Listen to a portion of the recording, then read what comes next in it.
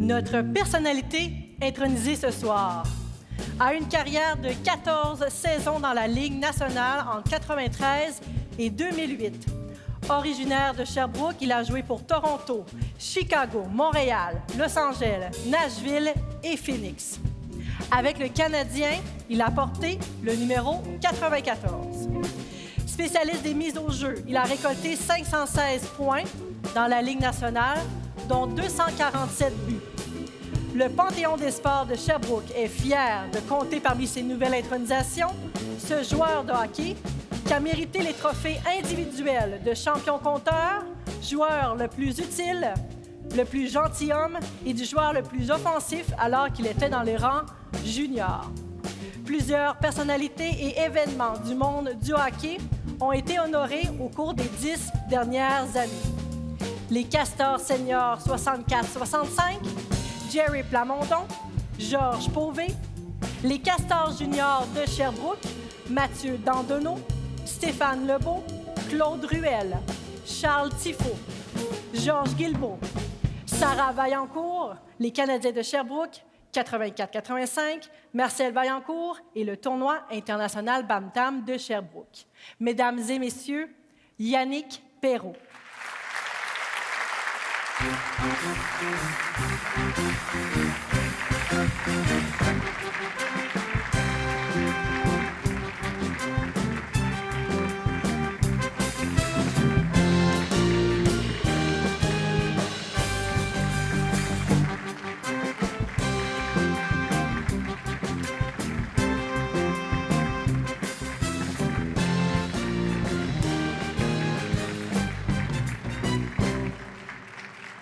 Alors, on va demander à Jocelyn et à Denis de se retirer. Yannick, viens avec nous. Oui. Félicitations d'abord.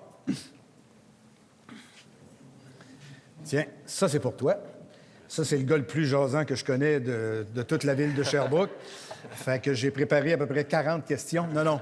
Il s'est amélioré beaucoup. Moi, la première fois que j'ai fait une entrevue avec Yannick, tu t'en rappelles peut-être pas, mais tu avais 15 ans.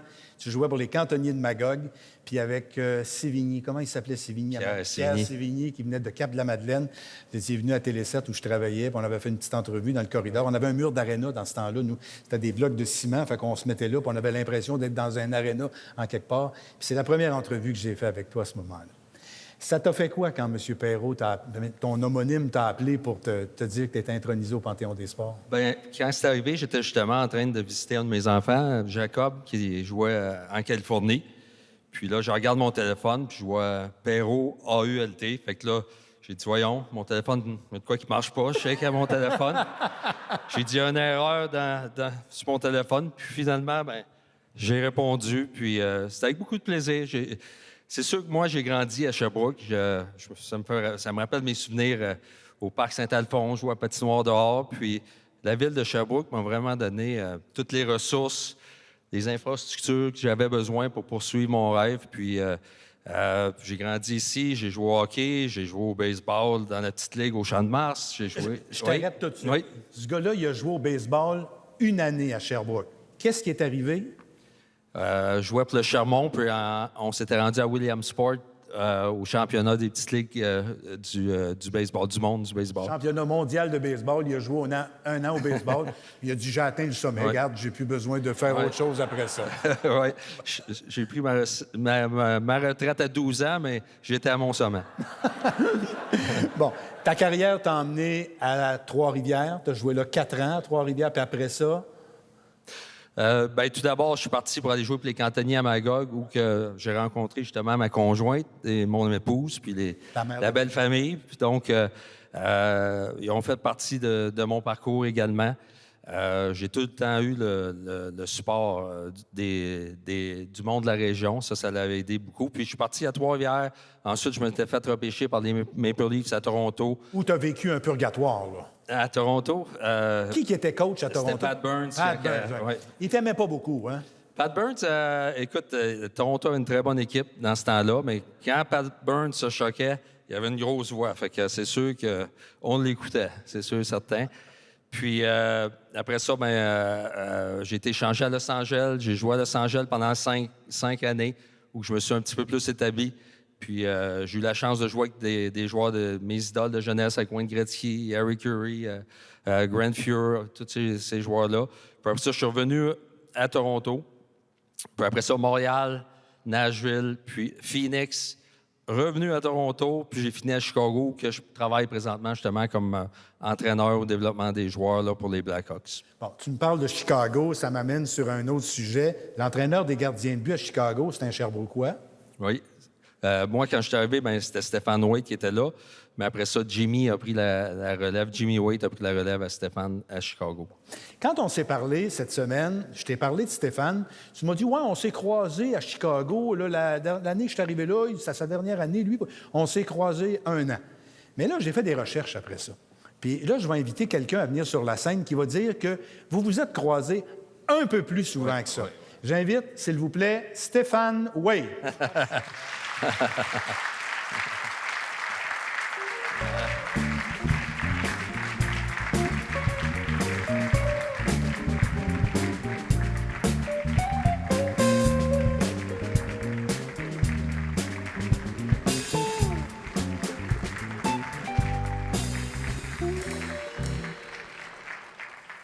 Alors, Stéphane, je vais te demander de venir de ce côté-ci. Explique-moi ce que tu m'as dit cette semaine, que vous vous êtes croisés plus qu'une fois. Bien, premièrement, quand on m'a demandé de venir dire un petit mot sur Yannick Perreault, j'ai dit, je sais pas vraiment c'est qui. J'ai dit, je suis allé voir sur Google, puis j'ai dit, ah, c'est lui! C'est lui. Écoute, Yann, il se souvient pas. J'ai sorti une photo, je te montrerai ça tantôt, une photo de... En 83. En 83, j'étais l'entraîneur des gardiens de but des Castors Pee-Wee DA. On avait gagné. C'est la dernière équipe, en fait, qui a gagné au tournoi Pee-Wee de Québec de Sherbrooke. Et on avait Yann qui était avec nous autres. L'entraîneur-chef était Jacques Grégoire. Moi, c'était ma première année comme entraîneur des gardiens de but. Mais il ne se souvient pas de ça. Les joueurs, ils se foutent pas mal des entraîneurs des gardiens de but. Pour eux, là, je suis certain, Yannick a joué 14 ans dans la Ligue nationale, a joué junior majeur, a joué midget 3A. Il n'y a aucune idée d'aucun des entraîneurs des gardiens de but qui est passé là. Mais ça, c'est les joueurs. En passant, Patrick Lalime, ça fait 30 fois qu'il essaye de t'appeler, depuis 10 ans, et il me dit tout le temps, « Mais là, tu vas le voir, dis qu'il m'appelle un jour. Bon. » Et c'était avec cette fameuse équipe-là des Castors Pee-Wee 2A de 83. On avait Patrick Lebeau, on avait un gars que tout le monde connaît ici, Jean-Benoît Jubinville, qui est maintenant responsable des sports à l'université. Donc, c'est mon premier contact avec Yannick. Et il ne se souvient pas que j'étais l'entraîneur des gardiens de but avec les Cantonniers de Magog, la fameuse année que Yannick était là, qui avait battu tous les records de la Ligue avec Pierre Sivigny. Et j'étais là, Yann. Oui, mais dans ce temps-là, les entraîneurs de gardiens de but étaient à temps partiel. Hein? Ça a changé avec le temps, ils sont venus à temps plein. Non, pas vraiment. Moi, j'étais là à temps plein. Stéphane a tout le temps été assez dédié à son rôle, puis c'est pour ça qu'il a continué là-dedans. Et j'ai vu Yannick pour la dernière fois avec les Blackhawks de Chicago.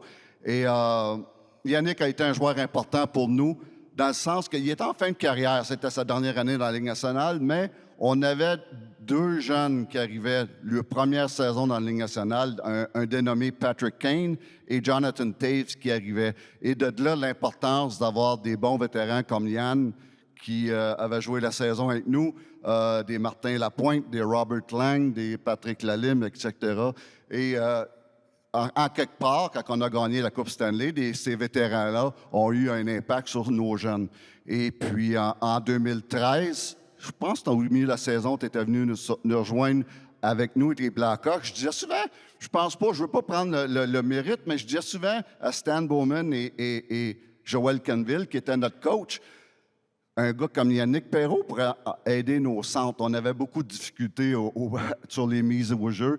Et écoute, quel gars le meilleur que tu peux pas avoir, c'est un gars comme Yannick Perreault. Il s'est joint à notre équipe cette année-là. Une autre année qu'on a gagné la Coupe. Oui, oui. Et puis, donc, c'est mon parcours. Yannick, écoute, félicitations. Je ne veux pas prendre, c'est ton temps. Mais j'aurais une dernière. Oui, vas-y. Mais Yannick, c'était la famille Perreault à Sherbrooke. J'ai connu son père François, qui était entraîneur au niveau 2A à Sherbrooke. Je me souviens de Guy, Son frère, qui a joué avec les Castors du temps de Georges Guilbeault pour Ghislain Delage, que j'allais voir quand j'étais plus jeune. Je connais très bien son frère Sylvain, qui est un des bons entraîneurs dans la région depuis une trentaine d'années que j'ai entraîné avec lui, avec les cantonniers. Même son frère Miguel, qui à un moment donné était un de nos statisticiens. Donc, la famille Perreault, c'est une famille de hockey. C'est une famille avec on appelle ça un hockey IQ à un autre niveau. Et ça, c'est toute la famille. Ils ont ça en commun, un fameux hockey IQ, et il l'a transmis à ses enfants, à ses gars qui sont repêchés dans la Ligue nationale. Mais ce que je comprends pas, là, c'est que toi qui as fait du baseball, qui as coaché au baseball dans la région, un gars qui va à Williamsport comme ça, puis tu l'as jamais après ça approché pour être dans tes équipes seniors? Ben, comme qu'il a dit, il a pris sa retraite trop vite. Écoute, sinon, on serait sûrement croisés sur un terrain de baseball, aucun doute. Hey, Yannick, j'ai une dernière question pour toi. Tu as 2 garçons qui pourraient atteindre les 2 la Ligue nationale. Tu as une fille qui joue au hockey. Parle-nous un petit peu de leur parcours. Bien, je pense que ce qu'on essaie de faire avec les enfants, c'est un peu comme Stéphane le disait, on est une famille de sportifs, les Perreault, puis mes parents et puis ma famille, mes frères et sœurs ont tout le temps été là pour m'encourager, puis me supporter, puis me suivre. Puis c'est sûr, quand j'étais plus jeune, j'étais le plus jeune de la famille, ils me laissaient pas beaucoup de chance, fait que ça m'a comme endurci un petit peu aussi. Puis je pense que j'essaie de faire la même chose avec mes enfants qui font du sport, les supporter, les encourager. Puis on espère qu'on se rende le plus loin possible. Mais comme je disais tantôt, il y a beaucoup de monde dans la région qui m'ont aidé. Je pense que je voyais Jean Harel justement aujourd'hui. Jean a vraiment supporté, suivi ma carrière. Quand je suis arrivé un petit peu plus vieux, Jean Laroche à l'Université de Sherbrooke m'a beaucoup aidé avec l'entraînement. Fait que c'est le cas de le dire, j'ai beaucoup de gens qui m'ont aidé dans la région. Bien, merci Yannick, merci Stéphane d'avoir été avec nous ce soir. Puis merci pour les bons mots. Merci, Fabien.